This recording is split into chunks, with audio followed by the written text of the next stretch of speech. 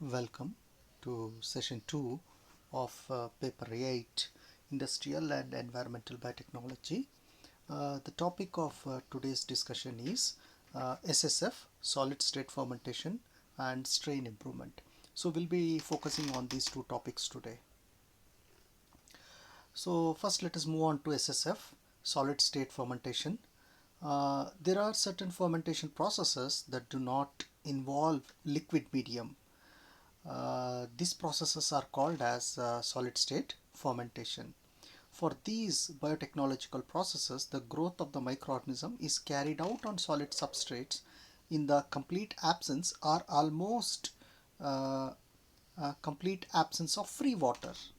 The presence of some moisture, about 15%, is necessary for SSF.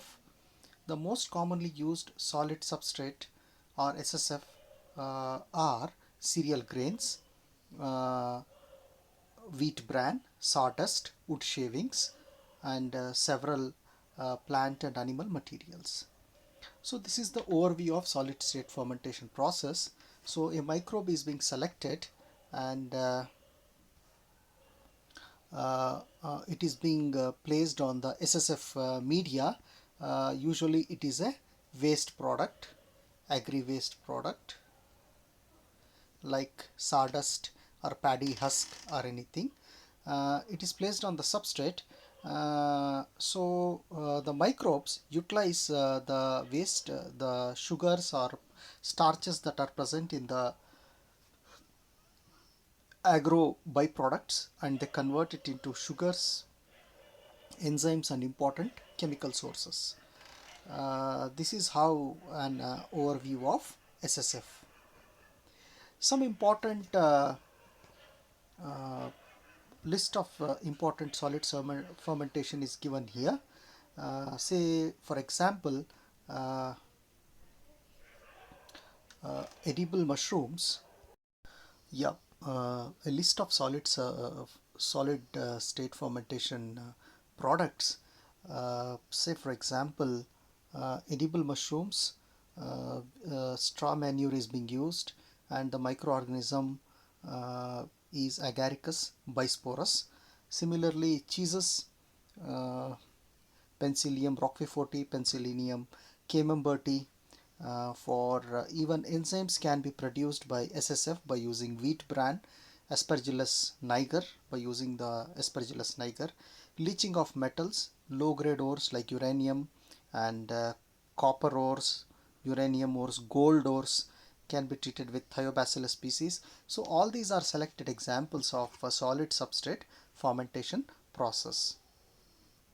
So these are the substrates that are commonly used in SSF.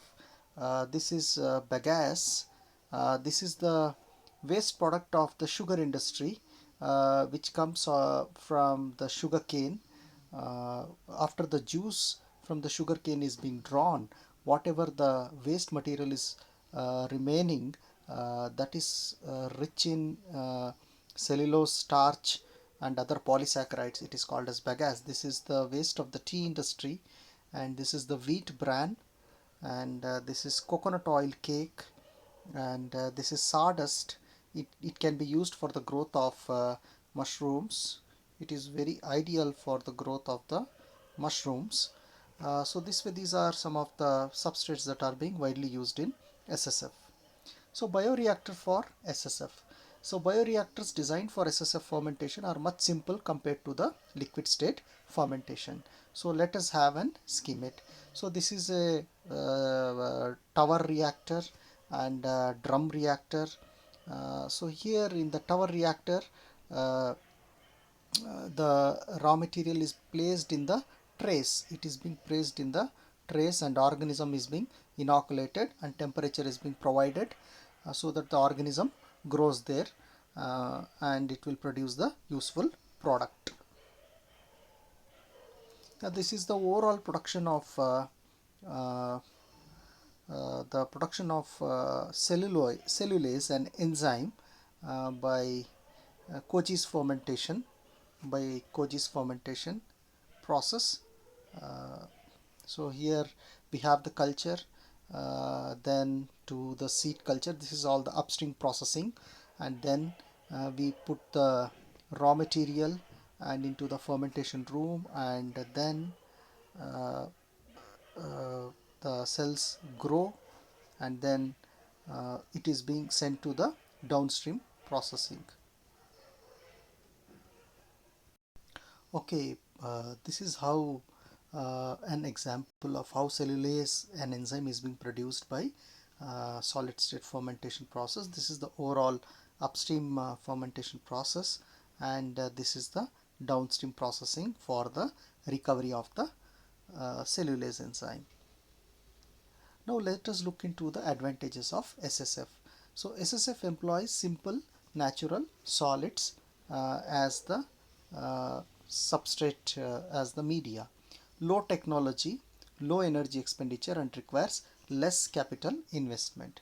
No need for sterilization, less microbial contamination, as there is water is too less, as the water is too less, so there is less chance of microbial contamination, and easy downstream processing.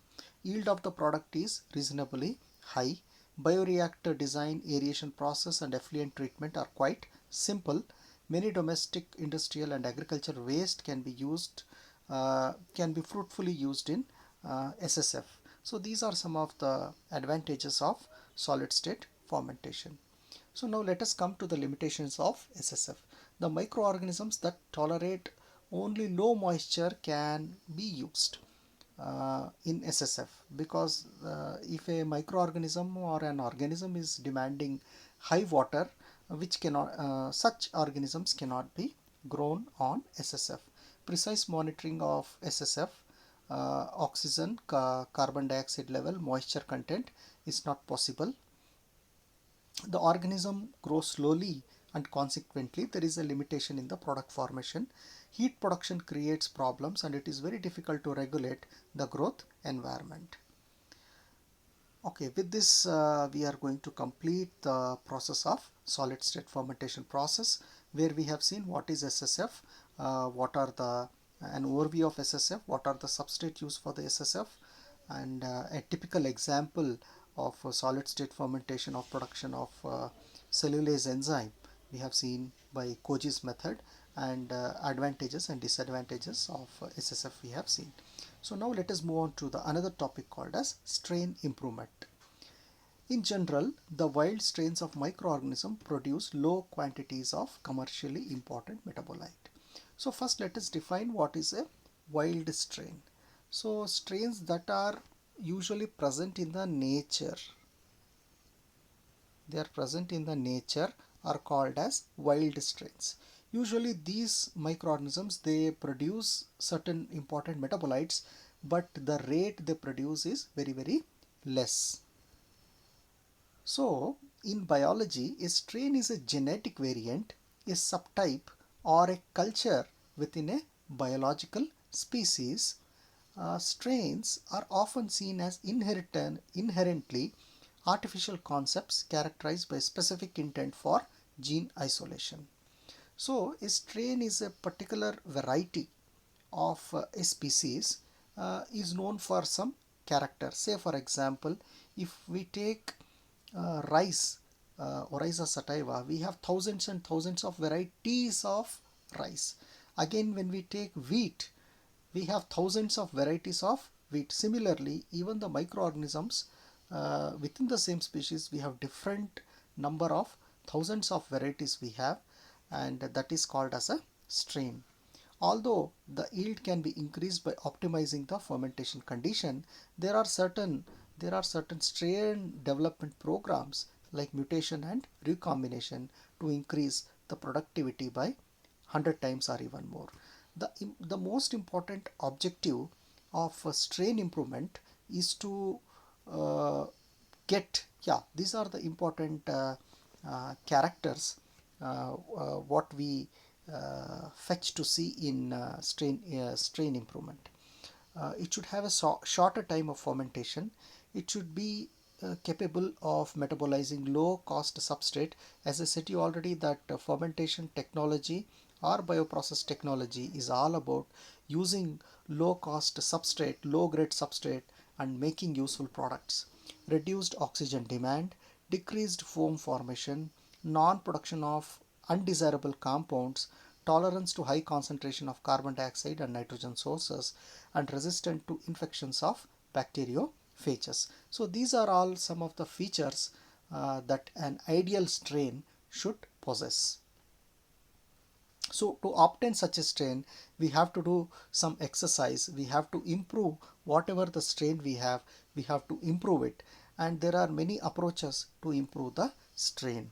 So three widely used approaches are mutation, uh, mutation, genetic recombination, and genetic engineering. So now let us define one after the other. Mutation, any change that occurs in the DNA of a gene is referred to as mutation. The mutation results in structural change in the genome. Mutations may be spontaneous, that occur naturally, or they can be induced by the mutagenic agents. So we don't have any control over the natural mutations. So we don't know when they occur and at what frequency they occur. But we can induce mutations in the laboratory to improve the strain. So these mutations can be induced by using artificial mutagenic agents, artificial mutagenic agents. And how, once we subject a organism for a mutagenic agent, then we have to select and check whether the mutation is useful or it is not useful. So how to select the mutants? Selection and isolation of the appropriate mutant strains developed is very important for the industrial use. Two techniques commonly employed for this purpose are briefly described. The random screening. The strains with maximum yields can be selected. Random screening is costly and a tedious procedure, but many a times this is the only way to find the right strain of mutant. Selective isolation of the mutants. There are many methods for the selective isolation of improved strains. Isolation of antibiotic resistant strain, isolation of antimetabolite resistant strain, isolation of a auxotropic mutant strain. So first, antibiotic resistant strain. The mutated strains are allowed to grow on a selective media. Say if we are looking for an antibiotic resistant strain, the media should contain antibiotic, and we place all the microorganisms in that. When we pour the culture, only the organisms that are resistant to the antibiotic will form the colony, and the strains which are sensitive to antibiotic will die. They will not form the colony. The wild strains are killed while the mutant strains with antibiotic resistance can grow. Such strains may be useful in industry. Right. Similarly, antimetabolite resistant strains which have antimetabolites which have structural similarities with metabolites can block the normal metabolic pathways and kill the cells. The mutant strain resistant to the antimetabolites can be selected. Yeah, this is we will see in a diagram. So this is an example where we can see three cells acquire mutation. Uh, Mutant cell don't grow without missing nutrient in the medium. So it is called as negative selection. Positive selection, only mutant cell grows in the presence of toxic analog. So all other wild cells cannot grow, they will die, they cannot grow. Only the mutant cells can grow. This is called as a positive selection. So there is another one way of isolation. This is what we were discussing. A mutagen is being induced and the mutations are going to take place, and some cells, some microbes will become mutants. And when we put these mutants in a medium with antibiotic, medium without antibiotic, so when you put all the cells medium without antibiotic, all the cells will form colonies, all the cells will form colonies. And when we put penicillin, only few colonies will form. So all these few colonies are resistant to antibiotic, they are resistant to antibiotic and they are mutants. Only mutants can grow. So this is how we can isolate the mutants by uh, inducing mutation. The second approach is by genetic recombination. Uh, the strain improvement can be made by combining genetic information from two different genotypes by a process called as genetic recombination. The genetic recombination can be brought about by transformation, transduction and conjugation. So transformation is nothing but where a cell is going to directly uptake a DNA. Transduction is the transfer of a gene by the virus to a bacterial cell or some other cell is called as a transduction, and conjugation is between two bacterial cells, F plus and F minus cell. We all have read these processes. By crossing high product yielding mutant strain with wild type strains, uh, the fermentation process can be further increased. Different mutant strains with high yielding properties can be combined by recombination. There is gradual decline in the product yield after each stage of mutation due to undesirable mutation. This can be prevented by using using recombination. So this is all the overall overview of strain improvement. So in strain improvement, we have most importantly we have natural recombination. So that is sexual reproduction, conjugation and transduction. We also have heterokaryosis fusion, protoplast fusion. So this you will be reading in PTC, plant tissue culture. And we also have strategies like mutagenesis. It can be natural or it can be induced mutagenesis by using various mutagens like UV rays, X-rays and gamma rays, and we get a mutant, and this mutant will have some special characters. The third approach is by genetic engineering, and this also you have studied last semester. So where we can take our gene of interest and we can put it a particular character into the your organism of interest, and we get a organism with some desired character, and that organism can be further cloned, and that clone can be used as an improved strain variety. So this is all about the SSF and strain improvement method of strain improvement. I hope you got the point, and if there are any questions you can post the questions in the classroom. Thank you one and all.